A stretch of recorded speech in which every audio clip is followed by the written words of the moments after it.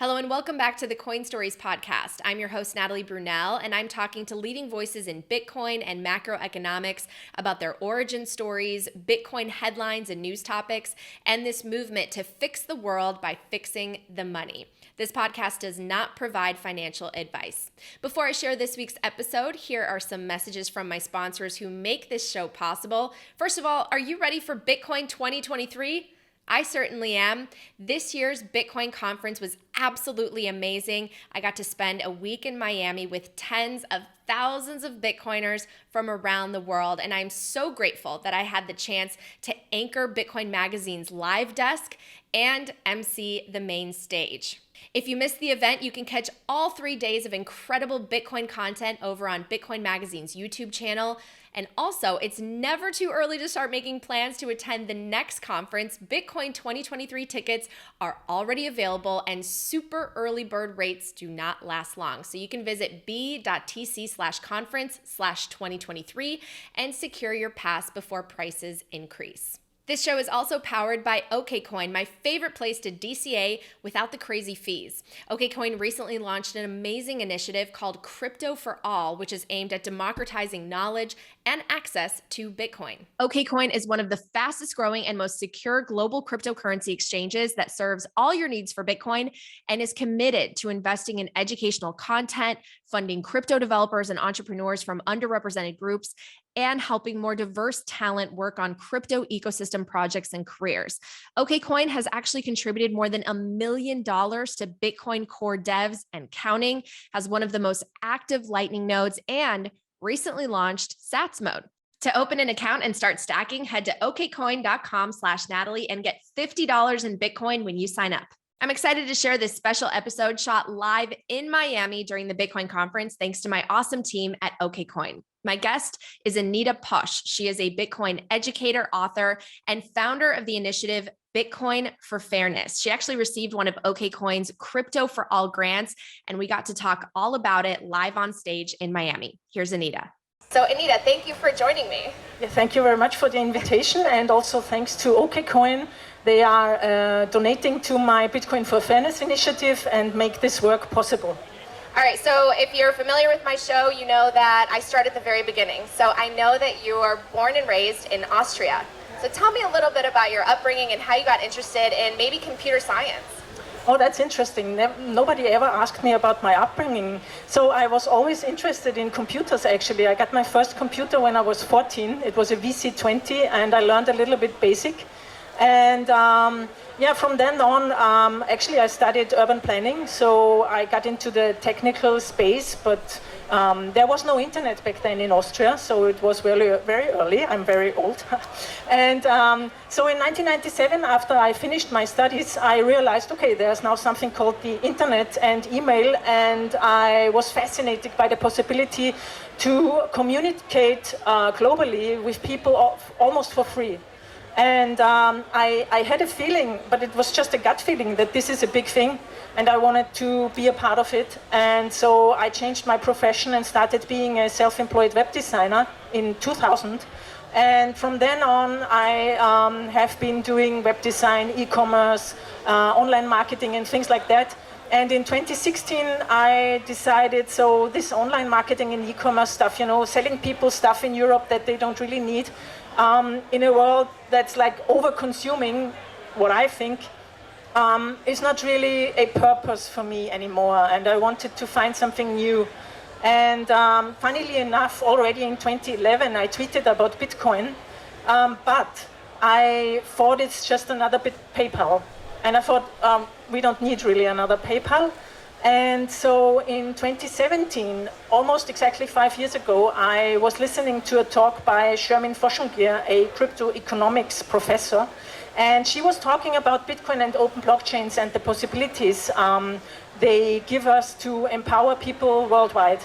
And I was fascinated by this idea. And I was just, looking for a new purpose for my profession and also for the ikigai, the thing that is connecting everything that you're interested in and want to work on, and also contribute to something bigger. And that was Bitcoin then. And I thought, what can I do as a single person, because I didn't want to found another company or a startup. And I thought, and I also saw Andreas Antonopoulos the first time, and I thought, actually, that's something that a single person can do. And so I started to write my first Bitcoin book in German, because I thought writing a book is a great way to learn. Didn't you translate his book into? Oh, yeah. That's the first thing I did, actually, translating the Internet of Money, Volume 1 and 2 to German, yeah. Well researched. So tell me a little bit about, is there something from your young life that maybe predisposed you to why you believe in Bitcoin, or why you wanted to contribute to social welfare, the social benefit aspects of Bitcoin? Yeah, it's great that you're asking, because my initiative is called Bitcoin for Fairness, and it's really all about fairness. I can remember my grandmother telling me the most important thing is fairness, because as long as you stay fair to other people, you won't get into conflicts, you know. And I think this getting to know this thing that Bitcoin is this open, neutral, apolitical network that everybody around the world can use without permission. I think this is the biggest and most uniting power of Bitcoin, and that's why I'm so interested in it. What was it about Africa specifically that intrigued you to want to go there and spread education? Maybe what was your first trip there, and how did this develop into really, your calling to help spread Bitcoin in those communities? So very early I realized that the people in Africa and in other emerging countries, or especially, we have 54% of the global population live in countries with autocratic or authoritarian rulers, and they are the ones who need Bitcoin the most. And I thought that's the most challenging, and on the other hand, the most interesting work to contribute, because people in Austria and Germany, they are very often dismissing Bitcoin. So we don't need it, let's ban it, it's of no use to us. And I think these are the best use cases to showcase the power of Bitcoin. And then they come to me and say, but it's just a single incident, yeah? And I said to them, yeah, but it's the thing that shows the power of it, yeah? I mean, if you can use it now in the most unfriendly environments, then it can be used everywhere. And I think this was my idea to bring that story to also the Western countries and to the people who are interested, and also to build bridges. And 2 years ago, I went the first time to Zimbabwe, because Zimbabwe is a country like Venezuela. It's always named with the hyperinflation, it's the best surrounding or the best place for Bitcoin. And I was interested in, do people really use it? And if so, how do they use it? And what are the obstacles and hurdles? And so 2 years ago, I went the first time to Zimbabwe, and this year I went back. Tell me, what is the biggest challenge about spreading education in African communities? I mean, spreading education is easy because there are already some Bitcoiners there, and they want you. They're with open arms. They say, come, please help us, share your knowledge. I mean, the obstacles to use Bitcoin, everybody actually believes it's a scam.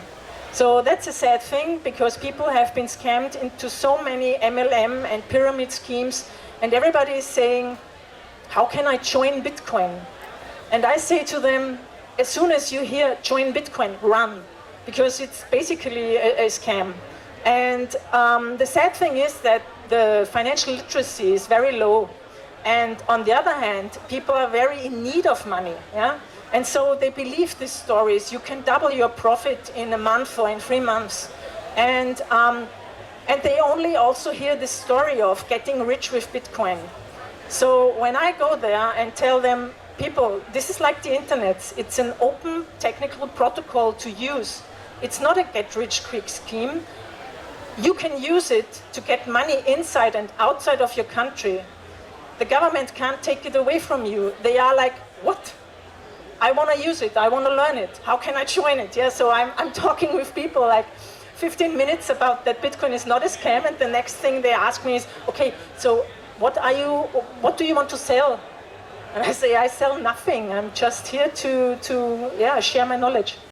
So tell us a little bit about your book before we move to the grant and what you're working on with Bitcoin for Fairness. Your book, Learning Bitcoin, has impacted so many people. Lynn Alden brought it up at my brunch today. She loves it. And it's L is in parentheses, right? So it's learning Bitcoin, but also earning Bitcoin. So tell us about your book. Yeah, exactly. It was important to me to show and to share the knowledge that you can earn Bitcoin. You don't have to buy it. It's not an investment. I mean, of course, for many people it's an investment. That's one of the many use cases. But you can also earn it. And it's also the best way to get non-KYC Bitcoin. And I'm interested in this peer-to-peer economy, you know. And so the book basically is a great introduction into Bitcoin.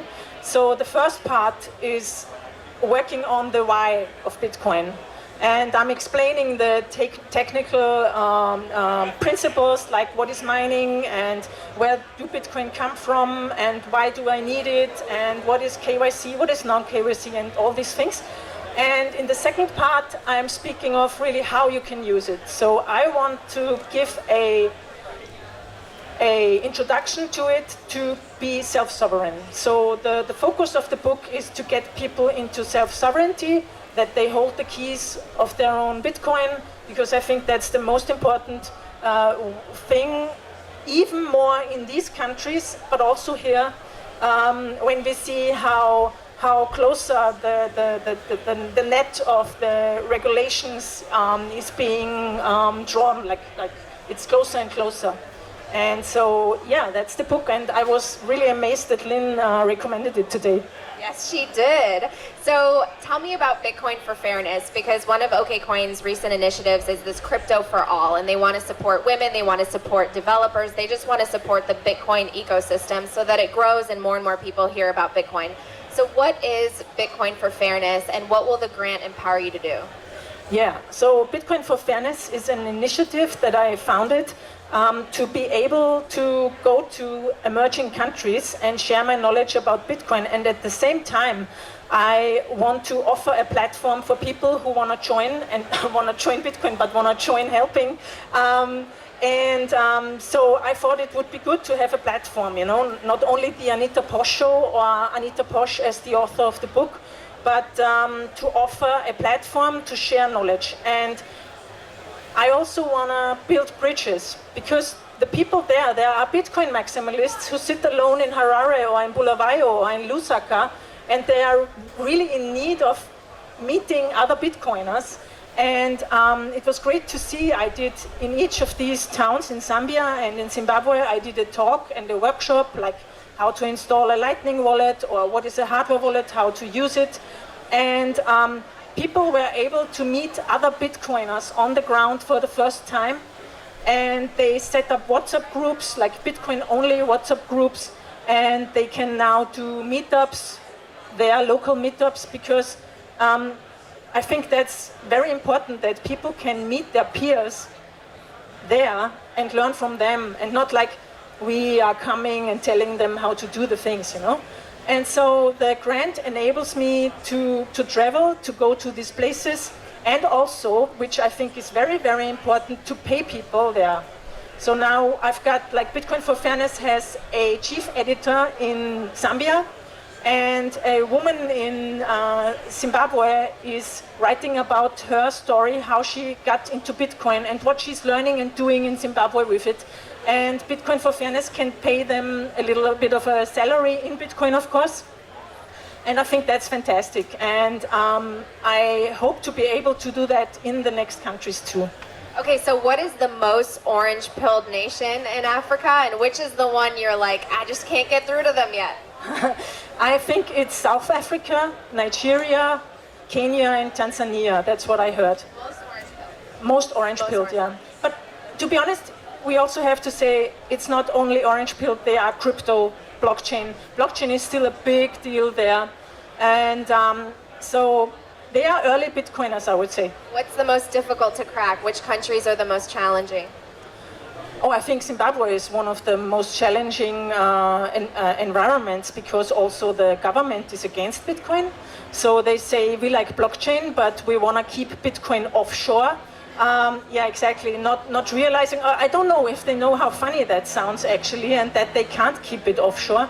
But I think you have to be careful not to dox people there, because you never know. This is not a country with human rights like we are used to. There are still journalists and opposition people from the opposition being taken away, and they never show up again. And people are getting beaten up. And when I'm talking in my interviews with Zimbabweans, I always ask them, so what can we talk about and what should I not mention? And they say to me, please don't talk about the government. So we have to be careful there a little bit. And so it's really tough there. And it's also, you know, when you have a country with such a high inflation, people understand, and everybody knows in Zimbabwe, that they want the US dollar. Because, okay, we know it's inflating too, but compared to the Zimbabwean dollar, it's very stable. And so they live from hand to mouth. It's one of the poorest countries in Zimbabwe, although it was the breadbasket of Southern Africa, like 20, 30 years ago. And so people spend their money immediately when they have it, because the next day, yeah, its value is less. It just goes to show how important your work is there. And, you know, to start to wrap up, I want to go back to that idea of fairness. We have in the community of Bitcoin the saying, Bitcoin fixes this, right? So how does Bitcoin fix this unfair world that we live in? What about Bitcoin brings about more fairness? Yeah, I think the thing is that I'm sorry to say it, but I don't think that Bitcoin will fix all the wealth inequality in the world. It can't. Yeah, it's just a tool. But what I think is so unique is this openness, this neutrality, this possibility for everybody to join regardless of age, wealth, color, gender, whatever, yeah? And so I think that's the thing that brings more fairness to financial opportunities. Because until now, we have this exclusive system that is excluding 2 billion people from banking because they don't have an ID, or they earn not enough to be interesting for the banks and things like that. So I think it's really, really very important. And one of my favorite hashtags is keep the unbanked unbanked. Because I don't want them to be, like, again, in the net of the banks and all this industry, you know. Keep them unbanked, but bring them into Bitcoin, right? Exactly. All right, so how can people support you, support your cause, and help bring education about Bitcoin to all these communities in developing nations? Yes, thanks. So there's the website, it's called bffbtc.org, and there's a big donation site where you can donate Bitcoin or Lightning over our BTC Pay server. And as Jason said before, the next thing I want to donate or help donate is in Zimbabwe. The first thing is for the School of Miss Aura, which she was able to reopen already with donations from my Bitcoin community, which is fantastic. They now need computers for the school. And a used computer there costs about $250 US. And Miss Aura, the headmistress of 2 schools now, she earns $350 US a month. So wow. Now you can imagine that they can't afford a computer. And the second thing is for Alexandria. He's a Bitcoin maximalist from Bulawayo, and he wants to have his own full node, and he needs a computer for that. I brought him already a hardware wallet, but he can't use it now. Yeah? So that's the idea behind these donations. Well, I know so many people appreciate your work. I appreciate it. Thank you so much for joining me. Everybody give it up for Anita Posch, and make sure you check out her book, Learning Bitcoin, and her project, Bitcoin for Fairness. And thank you so much for joining us. Thank you very much.